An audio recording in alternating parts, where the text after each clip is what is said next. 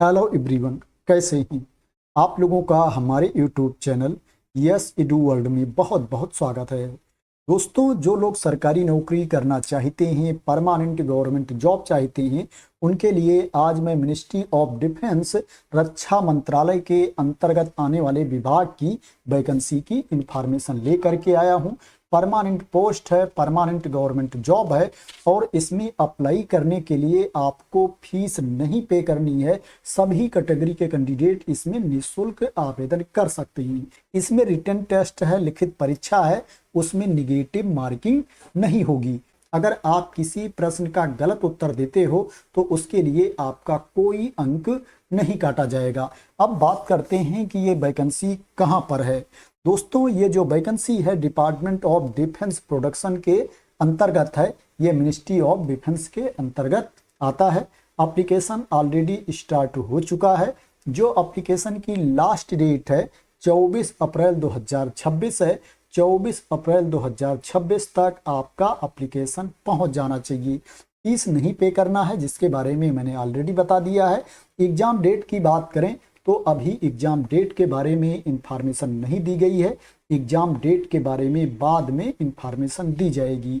बात करें पोस्ट कौन कौन सी है, उसके लिए आपके पास क्वालिफिकेशन क्या होना चाहिए। तो दोस्तों, स्टेनोग्राफर ग्रेड 2 की पोस्ट है। इसके लिए आपको 12वीं पास होना चाहिए, 12th की सर्टिफिकेट होनी चाहिए और स्टेनोग्राफी का नॉलेज भी आपको होना चाहिए। शॉर्ट हैंड का नॉलेज भी आपको होना चाहिए। शॉर्ट हैंड में जो स्पीड होनी चाहिए 80 वर्ड्स पर मिनट स्पीड होनी चाहिए। स्टेनोग्राफर ग्रेड 2 के लिए फ्रेशर कैंडिडेट भी अप्लाई कर सकते हैं। इसके लिए अनुभव होना अनिवार्य नहीं है। स्टेनोग्राफर ग्रेड 2 के लिए जो सैलरी मिलेगी पे लेवल 4 के अकॉर्डिंग सैलरी मिलेगी, जो इनिशियल बेसिक पे है 25,500 रुपये है। इसमें अदर अलाउंसेज भी जुड़ेंगे, अदर भत्ते भी जुड़ेंगे, तो जो लगभग सैलरी मिलेगी स्टेनोग्राफर ग्रेड 2 की पोस्ट के लिए 48,000 रुपीज के आसपास सैलरी मिलेगी। 48,000 रुपये के आसपास वेतन मिलेगा। स्टेनोग्राफर ग्रेड 2 के लिए जो एज लिमिट है, मिनिमम एज 18 ईयर्स है, न्यूनतम उम्र सीमा 18 साल है और जो मैक्सिमम एज लिमिट है, अधिकतम उम्र सीमा है 27 ईयर्स है। 27 वर्ष तक के कैंडिडेट इस पोस्ट के लिए अप्लाई कर सकते हैं। जो छूट की क्राइटेरिया के अंतर्गत आते हैं उनको अधिकतम उम्र सीमा में छूट भी दी जाएगी। जो एज की गणना की जाएगी, एप्लीकेशन की लास्ट डेट को एज की गणना की जाएगी। सीएमडी की वैकेंसी है। इसके लिए आपको 10वीं पास होना चाहिए, 10th की सर्टिफिकेट आपके पास होनी चाहिए और ड्राइविंग लाइसेंस भी होना चाहिए। डीएल आपके पास होना चाहिए। कार चलाने का, हैवी व्हीकल चलाने का आपके पास लाइसेंस होना चाहिए। कम से कम 4 साल का अनुभव भी होना चाहिए। 4 इयर्स का एक्सपीरियंस मांगा गया है सीएमडी की पोस्ट के लिए। इस पोस्ट के लिए फ्रेशर कैंडिडेट अप्लाई नहीं कर पाएंगे।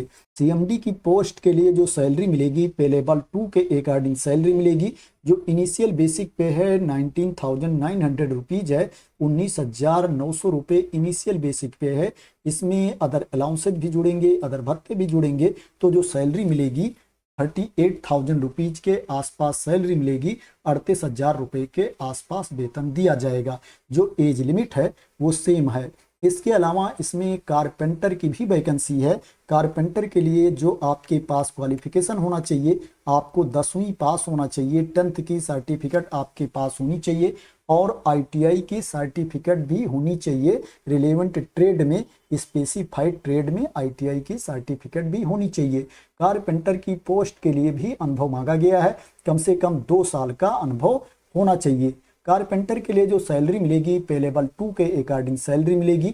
जो इनिशियल बेसिक पे है 19,900 रुपीज है, 19,900 रुपये इनिशियल बेसिक पे है। 38,000 रुपीज के आसपास इसमें आपको सैलरी मिलेगी। 38,000 रुपये के आसपास आपको इसमें वेतन मिलेगा। अब बात करते हैं एज रिलैक्सेशन के बारे में कि किसको कितनी छूट दी जाएगी अधिकतम उम्र सीमा में।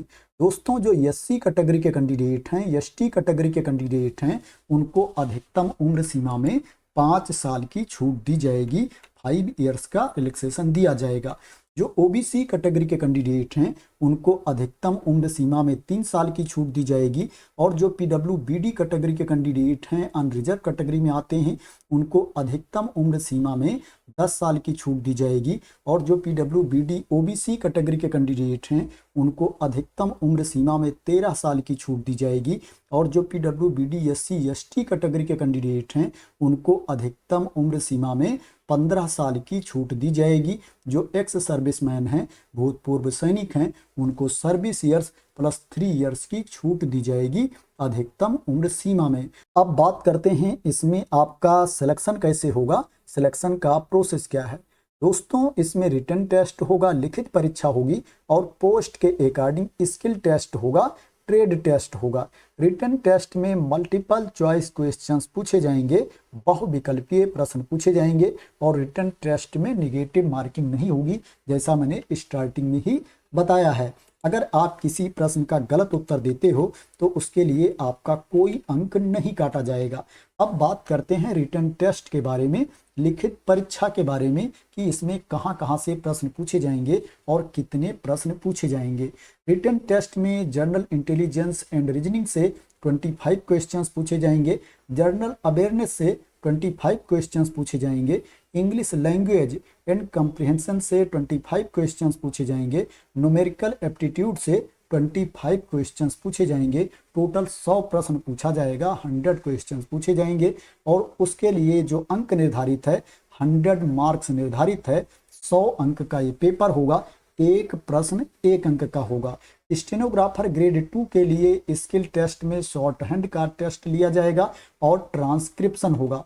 सीएमडी की पोस्ट के लिए जो रिटन टेस्ट है, लिखित परीक्षा है, वो सेम है। 100 प्रश्न पूछे जाएंगे, जनरल इंटेलिजेंस एंड रीजनिंग से प्रश्न पूछा जाएगा, जनरल अवेयरनेस से प्रश्न पूछा जाएगा, इंग्लिश लैंग्वेज एंड कम्प्रिहेंशन से प्रश्न पूछा जाएगा, न्यूमेरिकल एप्टीट्यूड से प्रश्न पूछा जाएगा। प्रत्येक से 25 क्वेश्चंस पूछा जाएगा।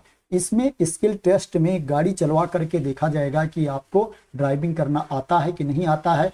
हैवी लाइट व्हीकल चेक किया जाएगा, उसके पार्ट के बारे में भी पूछा जाएगा। ये देखा जाएगा कि आपको गाड़ी के बारे में नॉलेज है, आप एक्सपर्ट हैं कि नहीं हैं। कारपेंटर की बात करें तो इसमें जो रिटन टेस्ट है, लिखित परीक्षा है, उसका एग्जाम पैटर्न सेम है। 100 प्रश्न पूछा जाएगा, 100 अंक का ये टेस्ट होगा। इसमें भी जनरल इंटेलिजेंस एंड रीजनिंग से प्रश्न पूछा जाएगा, जनरल अवेयरनेस से प्रश्न पूछा जाएगा, इंग्लिश लैंग्वेज एंड कम्प्रिहेंशन से प्रश्न पूछा जाएगा, न्यूमेरिकल एप्टीट्यूड से प्रश्न पूछा जाएगा। प्रत्येक से 25 प्रश्न पूछा जाएगा। इसमें ट्रेड टेस्ट होगा, जो रिलेटेड फील्ड का वर्क है उसमें ट्रेड टेस्ट लिया जाएगा। इसमें जो मेरिट लिस्ट तैयार की जाएगी, रिटन टेस्ट में कैंडिडेट को जो मार्क्स मिलेंगे, अंक मिलेंगे, उसी के बेसिस पर मेरिट लिस्ट तैयार की जाएगी। इसमें जो स्किल टेस्ट है, ट्रेड टेस्ट है, वो क्वालिफाइंग इन नेचर है, उसको ओनली आपको पास करना पड़ेगा, उसका अंक फाइनल मेरिट में नहीं जोड़ा जाएगा। लेकिन skill test, trade test pass होना अनिवार्य है।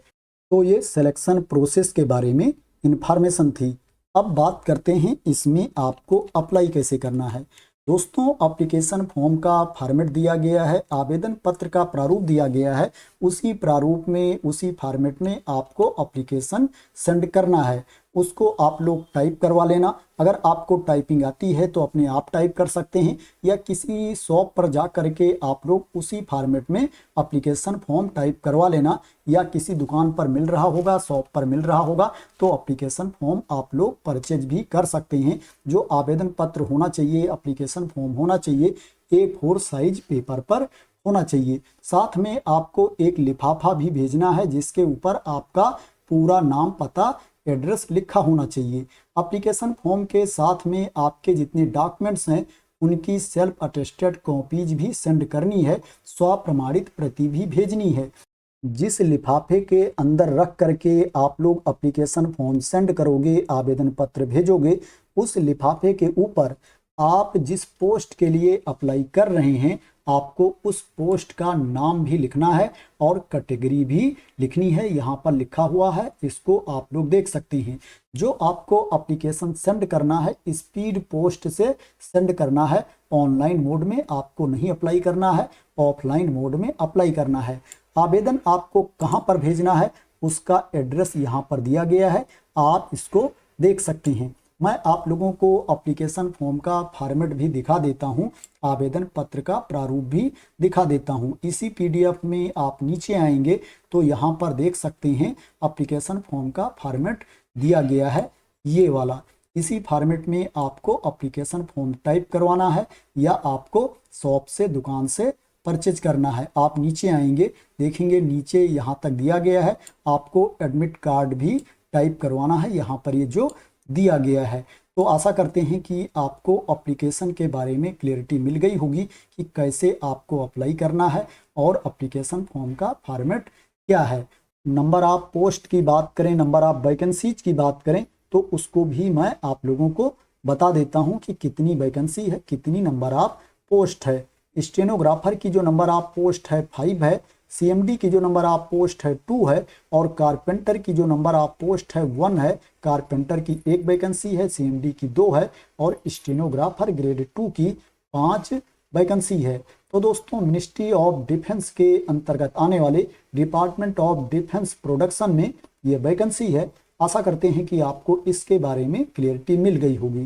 दोस्तों, अगर इस वैकेंसी के बारे में आपको क्लियरिटी मिल गई हो, इसी तरह की इम्पॉर्टेंट अपडेट चाहते हैं, इंफॉर्मेशन चाहते हैं, वैकेंसी की न्यूज चाहते हैं, तो आप लोग मेरे इस यूट्यूब चैनल को सब्सक्राइब कर लेना अगर अभी तक सब्सक्राइब ना किया हो। बात करें सिलेक्शन होने के बाद आपकी नौकरी कहां पर होगी, तो दोस्तों आपकी नौकरी एनीवेयर इन इंडिया हो सकती है। इंडिया में कहीं भी आपकी नौकरी हो सकती है, लेकिन स्टार्टिंग में जो आपकी पोस्टिंग होगी वो बेंगलुरु होगी या पुणे होगी या जालंधर या कोलकाता या सिकंदराबाद या मुंबई होगी। स्टार्टिंग में यहीं पर आपकी नौकरी लगेगी, बाद में क्या है आपकी नौकरी कहीं अलग भी हो सकती है। तो थैंक यू सो मच दोस्त फॉर वॉचिंग।